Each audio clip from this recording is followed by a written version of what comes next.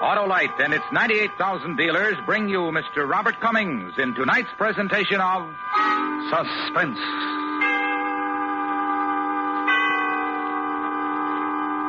Tonight, Autolite presents a story based on fact. The dramatization of one man's deadly way of earning his living. All he needed was the morning newspaper, a telephone, and a gun. It's called Want Ad. Our star, Mr. Robert Cummings.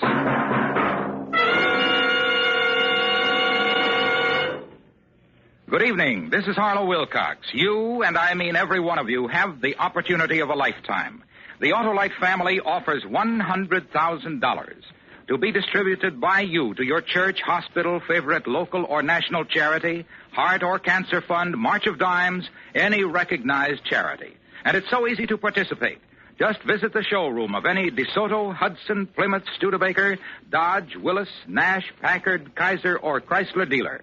Ask him for a registration form. Print your name and address and have him sign it. Now, here is Mrs. Cornelius Vanderbilt Whitney, who is famous for her work with charities. She, like thousands of others, wants to know more about the amazing Autolite Family Charity Fund. Thank you. This $100,000 Autolite family offer for charity sounds like a most extraordinary opportunity for all Americans to help their favorite charities. Can anyone register? Anyone in America, Mrs. Whitney. Mrs. Whitney will be back later to hear more about this great drawing. Remember, visit your Autolite Family car dealer and sign up tomorrow. And now, Autolite presents transcribed Want Ad, starring Mr. Robert Cummings, hoping once again to keep you in suspense.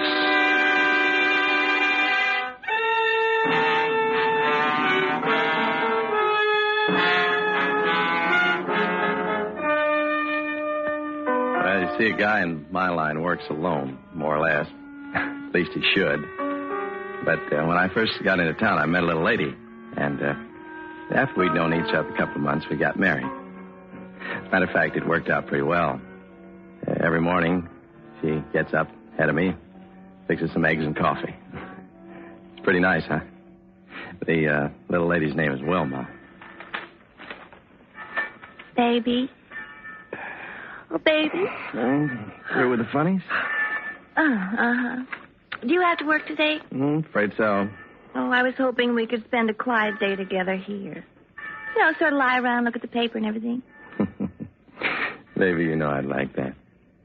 But I have to do other things. Leave me all alone to spend the day by myself. I've got a new dress. I could wear it. Fine. Now, I better get busy.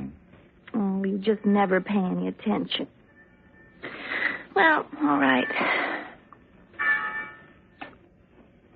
Baby. I think I'll go window shopping. I'll see you later. Yeah. Bye. Bye-bye. Let's see. Section 3.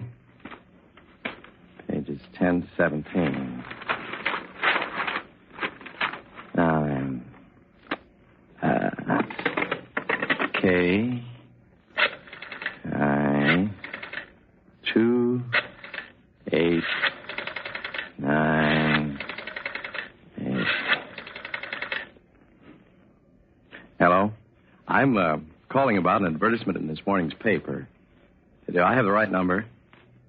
Yes, I am. What kind of coat is it? That sounds like something I might be interested in seeing. Let me get that down. All right. 1425, what? Yondo? How do you spell that? Yondota, yeah. In about an hour. Thank you.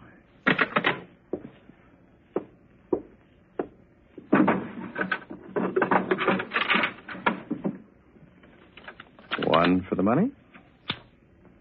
2 for the show. 3 to make ready.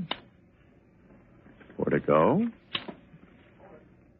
And 5 to make sure. And 6 to blow. If I have to.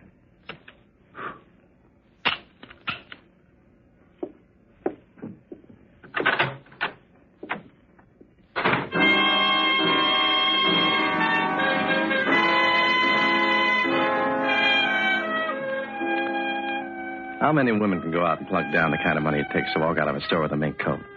Huh? Not many. For my dough, not any. That means where there's a mink, you can bet there's a boyfriend or a husband around to pay for it. Yeah. And you can bet when the coat's got to go, that he's already gone. The lady's got to eat. Get it? She's all alone. And she wants to sell her coat.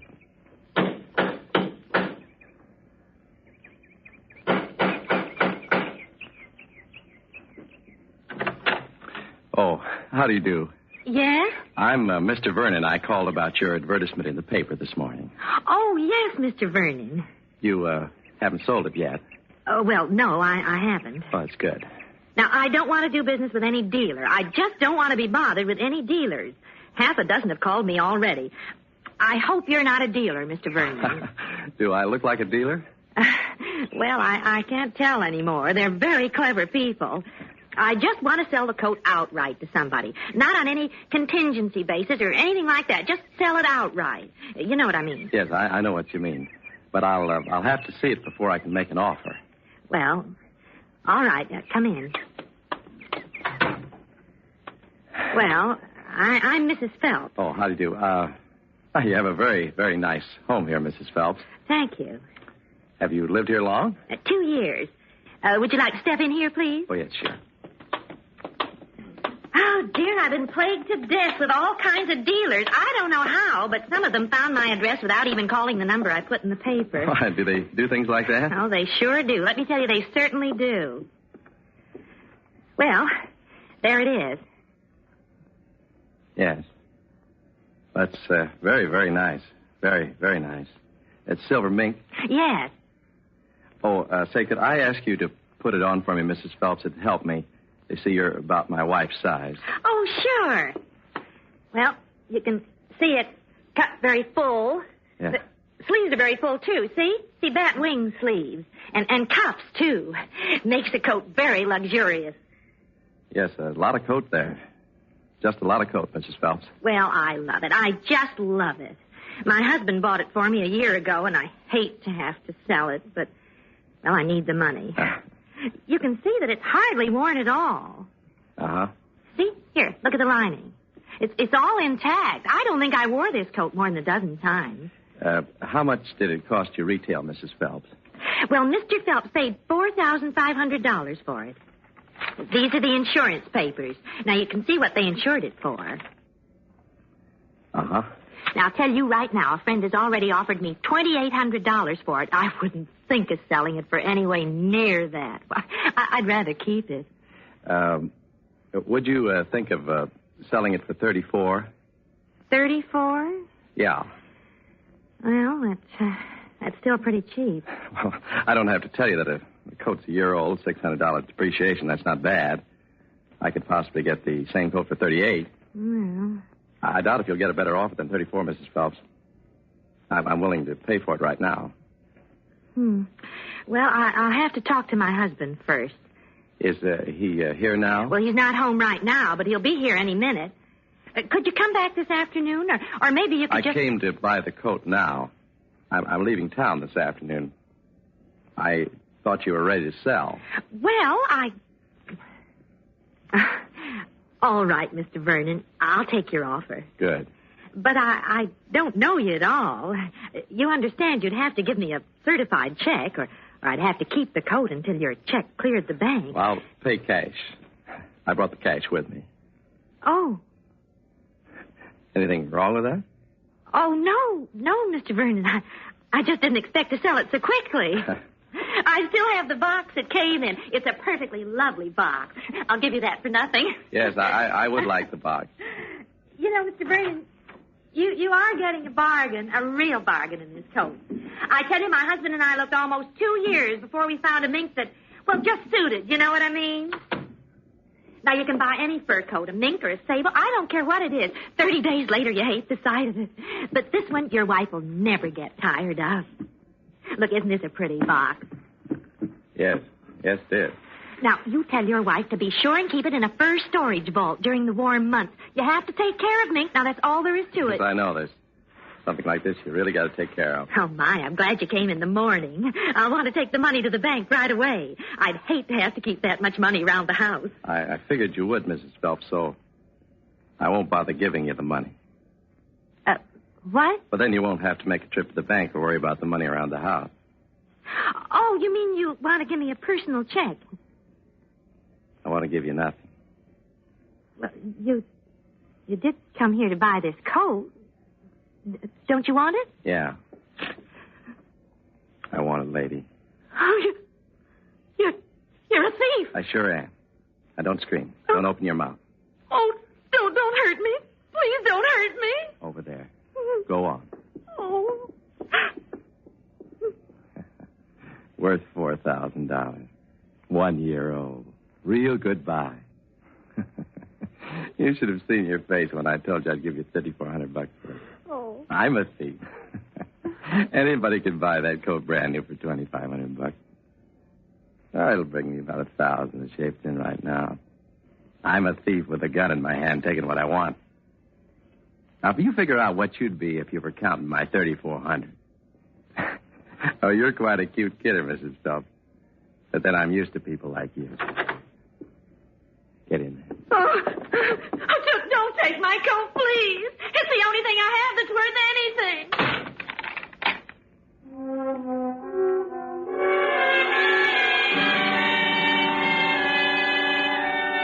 Well, that's how simple it works.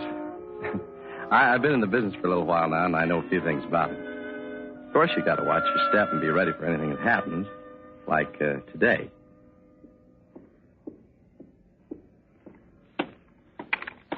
Uh-oh. Liz, I've been trying... Oh, who are you? Oh, hi. Who are you? Well, I'm Frank Phelps. Who'd you say you were? Well, I didn't say. Besides, you wouldn't know me anyhow. Where's Liz? Hey, that's Liz. It is. That's Liz Colt. My gun. Why, you... What have you done to her?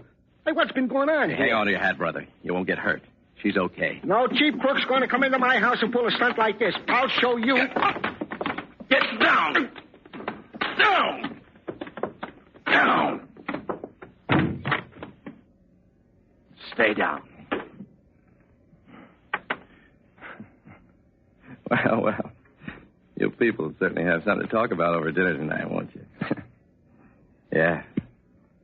Something you can talk about, all right.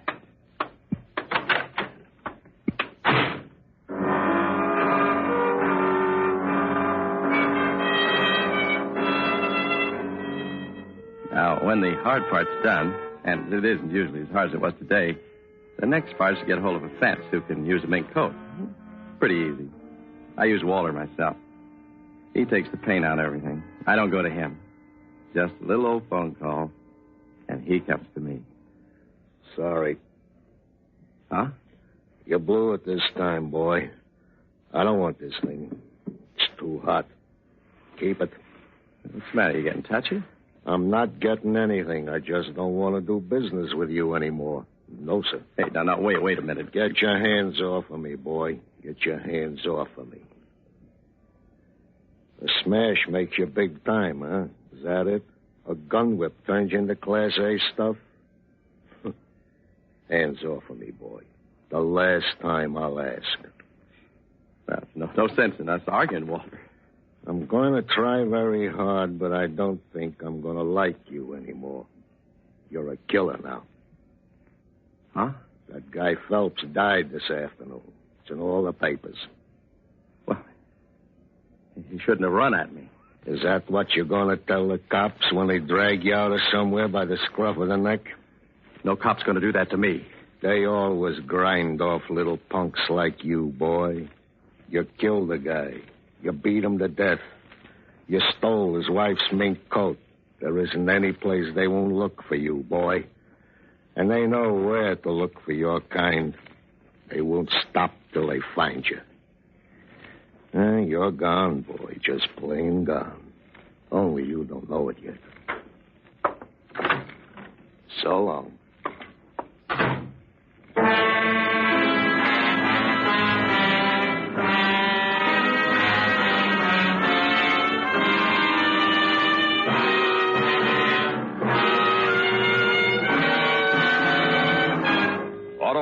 is bringing you Mr. Robert Cummings in Want Ad, tonight's presentation in radio's outstanding theater of thrills, Suspense.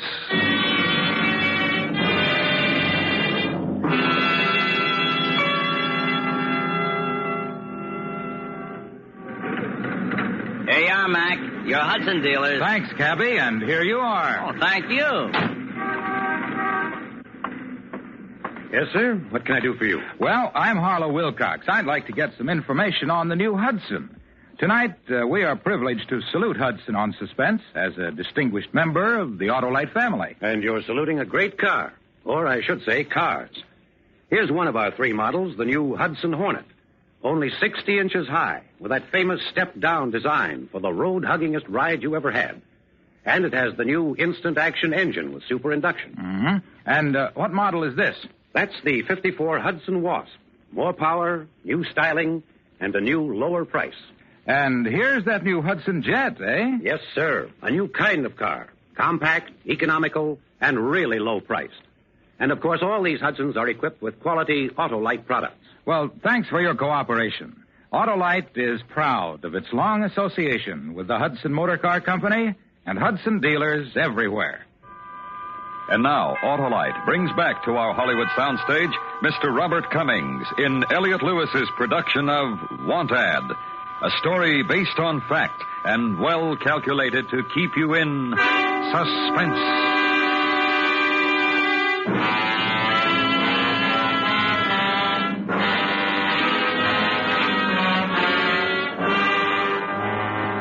I know maybe a half a dozen fences in town. Only tried 2 of them after Waller. Those fellas are kind of chicken about some things. They get a little action with a piece of merchandise and they all get scared. Of course, they're all afraid of something or other. Are you thinking, hon? Is that what you're doing, thinking? Yeah. Yeah, that's what I'm doing. About that man. Didn't he want the coat? No. Such a pretty, pretty coat. Oh, baby, I wish we had a fireplace. I wish we had a big, big fireplace, and then we could sit in front of a fire on a rainy night like this and everything. That'd be nice, wouldn't it, baby? Yeah, it sure would. We could drink hot coffee, maybe, listen to music, make fudge. Huh? Uh-huh. You like my new thing? What? This. Isn't it pretty? Oh, yeah. Like $1 million. Like a whole $1 million. I liked it, so I bought it just like that. You hardly looked. I'll have to leave town. I have to get out of here. I have to go where they can't find me. Oh, baby. Oh, no. What's the matter? Did I say something? You're going to leave me. You're going away. Oh, now, look, kid, look. I have to go. Don't you understand, Puddin'? I have to leave town. If I don't, they'll get me. They won't get you here. Just stay here with me. I have to go. I have to go. Take me with you. Huh? Let me go with you. We can have some real nice time, some other place the same as we did here. Well, Yeah, sure. I'll take you. Oh, baby. I'll take you. Oh, baby, you're so good to me. Nah. We haven't got time for that. We got to get busy. We have to get a car first. Well, we haven't got any money. Look, how did I get that coat? How did I get all those coats? Oh, but Ralph, you can't do that anymore. That man who was here said they're looking for you. You can't do that anymore. They'll be waiting for you. He says I can't. I say I can. Don't you see how I use my head beam? They're waiting for me, okay? They're waiting for a guy with a fur coat on his mind. But, baby, I'm now a guy with a car on his mind. Get it? Oh, baby, you're so smart. Gee, you're so smart.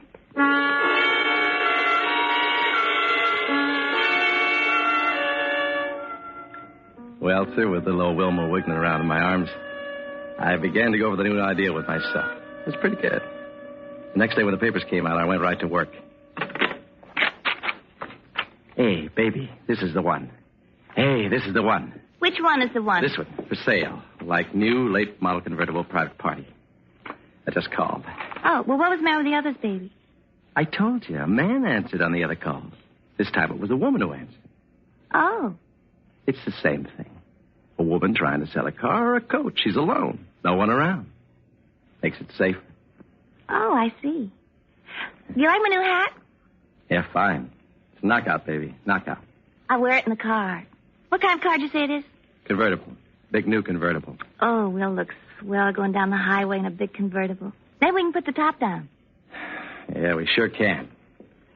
I told her we'd be right over to look at the car. Hey, you're coming with me. Yeah. It'll look better if you come with me.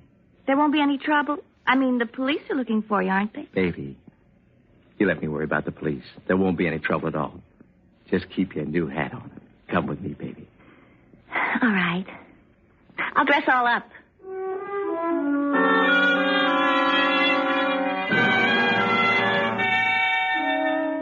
Yeah, it took her a little while, but I finally got her over there. It was a very nice-looking house.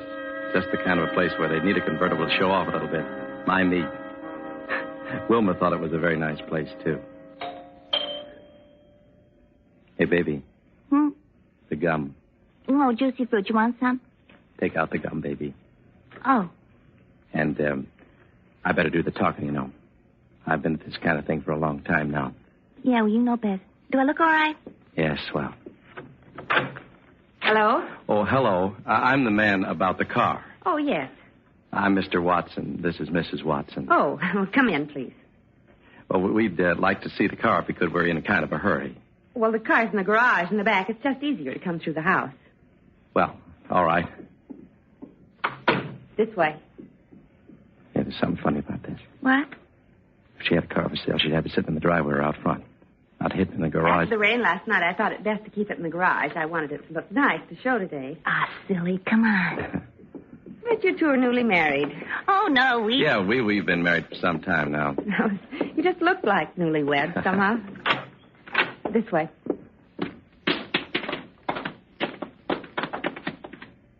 Hello. Oh, hello. This is my husband, Mr. and Mrs. Watson. Oh, hello, Mr. Watson. How do you do, I'm sure. You seem familiar, Mr. Watson. Have you lived here long? No, we're just passing through, as a matter of fact. Where are you staying? At the Alpine Hotel. How long did you say you've been in town? A week. What do you do for a living? I'm an electrician. Where'd you say you were from? Cleveland. What part? Shaker Heights. This must be quite different than Shaker Heights, Mrs. Watson. Oh, it is. It is. Isn't it? What do you think of the car? Well, I haven't really had a chance to look at it yet. Well, there she is. Take a look. Yeah. That's a pretty nice car, all right. What are you asking for it? Blue Book's paying $32 for this model right now. Cost you $38 on the lot. We'll compromise. $35? Well, that sounds pretty good. A little steep, though. How about $34? Can you get someone to carry the papers? Oh, I can pay for it myself. You brought cash? Well, no, but I can go over to the bank and get it if you'll give me an hour. No cash. Well, you didn't expect me to walk in here with $3,400 on me, did you? After all, I don't know you people from Adam. No offense, but man, it'd be crazy to carry that much money around strangers. What bank? Huh? He asked you what bank you'd go to get the money. Oh, why, just any bank. I'll draw a draft on myself, on my Cleveland account. You say you're an electrician, Mr. Watson. Yes. Is your name really Watson? What? Don't you usually look for fur coats? What? What's your real name? Huh? Your real name, what is it? Baby. Shut up. Let her talk. Say, I came over here to buy a car. What is this? There's the car. Buy it. I'd like to try it out first. Baby, will you shut up? Will you please shut up? You have some identification? Identification? Baby, will you shut up? Just shut up. What's the matter with your wife? I don't know. I don't know. We thought you might be needing a car. Huh? I said we thought you might be needing a car to take a trip in. I don't know what you're talking about. You know a man named Phelps, Frank Phelps? 1425 West Yondota Street. Well, I told you I knew here. I don't know any town at all. I don't know any Frank Phelps. Hey, Beat. Frank Phelps was killed yesterday. The man went in his house, stole a mink coat from his wife, then used his gun on Frank Phelps when he came home unexpectedly. He beat him to death, Watson. You stood there and beat him to death. Well, I don't know any Frank Phelps. I think you do. No, I don't, I tell you. I don't. Do I, baby? No, honest, he doesn't. Neither do I. Mrs. Watson, Yes, you know we're police officers, don't you? yes, I want to ask you one question. yes. Why are you wearing Mrs. Phelps' mink coat? What? Well, I didn't think you'd mind. You never pay any attention to the things I wear. Just never pay any attention at all. Oh, baby. Baby? Huh? Let's go.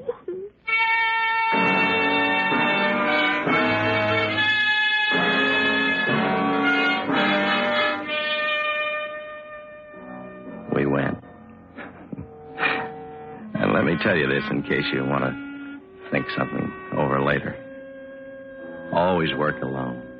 Always. That's one little old rule I'm sticking to from now on. Yes, sir. Now, the next time it'll be different. But that don't make any difference either. Because there isn't going to be any next time. For me.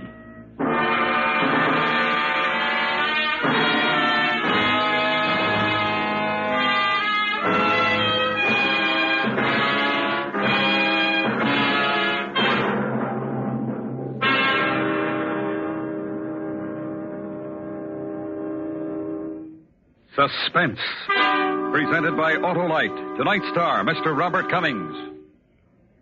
Here is Mrs. Cornelius Vanderbilt Whitney again to hear more about the $100,000 Autolite family charity drawing. Harlow, we leave the registration form with the dealer. And is that all we have to do? Yes, that's all there is to it. You don't buy anything, write any sentences, solve any puzzles. Just print your name and address, and you may be one of the 25 selected. And then those selected at the drawing in June may name the local or national charity to share this fund. Yes, they may name the church, hospital, national, or local charity that they wish to get a share of this huge $100,000 total from Autolite. Everyone should consider it a privilege to participate in this great offer. It may mean thousands of dollars to your favorite charity. And I am honored to help announce this generous offer. Thank you, Mrs. Whitney. Friends, go to any DeSoto, Hudson, Plymouth, Studebaker, Dodge, Willis, Nash, Packard, Kaiser, or Chrysler dealer. Help your church, your hospital, your charity, your community. Sign up tomorrow.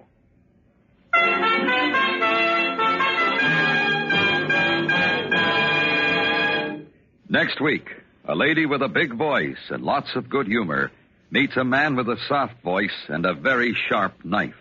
It's called Never Follow a Banjo Act. Our star, Miss Ethel Merman. That's next week on Suspense.